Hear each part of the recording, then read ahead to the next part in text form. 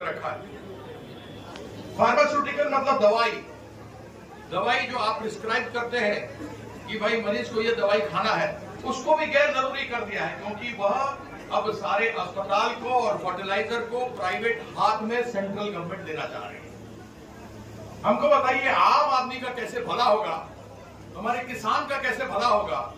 जितना इस बार खाद आना था हमारे देश में, वह खाद इसलिए नहीं आया क्योंकि ओपन जनरल लाइसेंस में जो निजी लोग था, प्राइवेट लोग था, उसका दाम बढ़ रहा था युद्ध होने के कारण से, तो वो लोग फर्टिलाइजर नहीं मंगाया और हमको कमी हुई।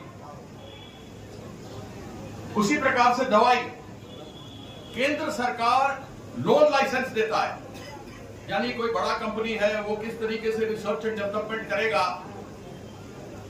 यह लोग चाइना से माल मंगाता है, सेंट्रल गवर्नमेंट से लाइसेंस, लोन लाइसेंस लेता है, माल मंगाता है, स्टेंट लगाता है, और सब डॉक्टर लोग और मेडिकल लोग जानते होंगे कि जब कभी खून भी देता है, ग्लूकोज भी देता है, तो थ्रोम्बोसिस होता है। उसके लिए जरूरी होता है निकाल करके दूसरे नस में लोग डालता है।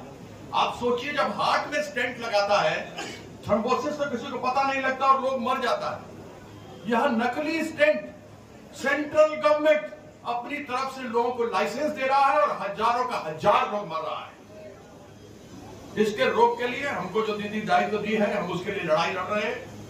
आज ही हमने अखबार में पढ़ा कि बिहार के प्रिंसिपल सेक्रेटरी हेल्थ ने कहा है, जब फार्मास्यूटिकल के वहां से लोग यहां पर आए थे तो उनसे कहा था कि नकली दवाइयां बनने से रोको, डुप्लीकेट दवाई रोको, लेकिन सेंट्रल गवर्नमेंट ने ऐसे ऐसे लोग को लाइसेंस दे दिया है कि जिसके अंदर नकली दवाई, स्पूरियस दवाई लोगों के बीच में जा रहा है।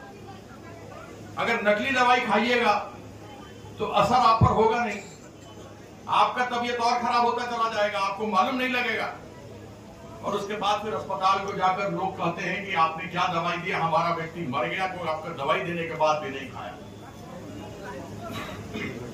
इसलिए जो दायित्व हमारी बड़ी दीदी ने दिया है, फार्मास्यूटिकल जरूरी में आए, फर्टिलाइजर जरूरी में आए, आवश्यक में आए, इसको लेकर हम लड़ाई लड़ रहे हैं। हमने कमेटी के अंदर बात रखा है, वही कमेटी में आगे बात चलती रहेगी। अभी डॉक्टर आज के जेटा उद्बोधन हलो आमादेर क्रिटिकल केयर यूनिट, जेटा अत्याधुनिक যন্ত্রপাতি समन्वित क्रिटिकल केयर यूनिटेर उद्बोधन करलेन आमादेर माननीय मंत्री श्री मलय घटक महाशय। तार संगे जेटा आमादेर इनॉग्रेशन हलो सेटा होच्छे सी आर्म, एक स्पेशल इन्स्ट्रुमेंट इक्विपमेंट्स, खूब कस्टलि, जेटा आमादेर विभिन्न अर्थोपेडिक सार्जारिते, मेजर सार्जारिगुलोते आमादेर प्रयोजने आसबे। এই দুটো উদ্বোধনের ফলে আমাদের এই দুর্গাপুর আসানসোল শিল্পাঞ্চলের এক বিরাট সংখ্যক যারা আমাদের বেনিফিশিয়ারিজ, যারা আমাদের উপভোক্তা, যে সমস্ত রোগী, তাদের কল্যাণে আসবে। বেসরকারি হাসপাতালে রেফার করতে হবে, বেসরকারি হাসপাতালে রেফারেলের প্রয়োজনটা অনেকাংশেই কমে যাবে। কত বেডের এটা হলো? এটা হলো আমাদের টোটাল হচ্ছে 20 বেডের একটা আইসিইউ, তার মধ্যে 10টা বেড ফর 20টা বেডের হচ্ছে আমাদের ক্রিটিক্যাল কেয়ার ইউনিট, তার মধ্যে 10টা বেড ফর আইসিইউ, 6টা বেড ফর এইচডিইউ অ্যান্ড 4টে bed for post operative care. Total সব মিলিয়ে 20 বেড।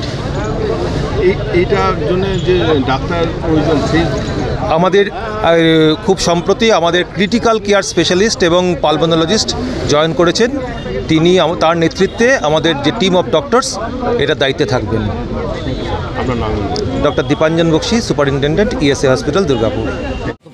আমার মনে হয় না এখন সেই যোগটা আছে। 2011 পরে মাননীয় মুখ্যমন্ত্রী, রাজ্যের মুখ্যমন্ত্রী এবং স্বাস্থ্যমন্ত্রী দুটো দায়িত্ব নেওয়ার পরে পশ্চিমবঙ্গে যত মেডিকেল কলেজ হয়েছে, যত সুপার স্পেশালিটি হসপিটাল হয়েছে, ভারতবর্ষের কোনো রাজ্যে হয়।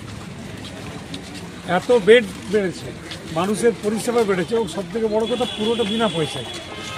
সরকারি হাসপাতালে চিকিৎসা বিনা পয়সায়, এবং স্বাস্থ্যসাথীর কার্ডে 5 লক্ষ টাকা পর্যন্ত প্রতি বছর পেশেন্টদের জন্য সরকার টাকা দিয়ে থাকে। যে কোনো বেসরকারি হাসপাতালে তারা চিকিৎসা করতে পারে।